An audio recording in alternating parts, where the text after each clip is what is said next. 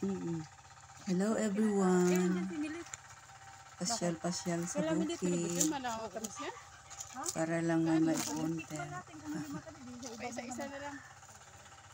Ayan na yung mga vloggers. Nagbibideo sila.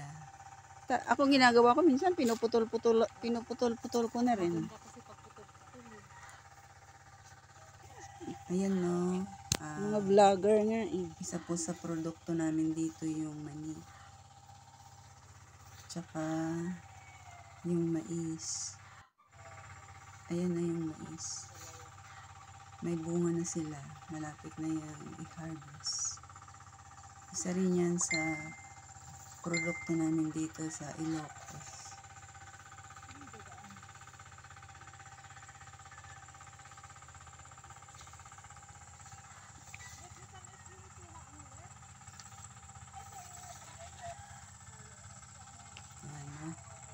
Ang lulusog nila.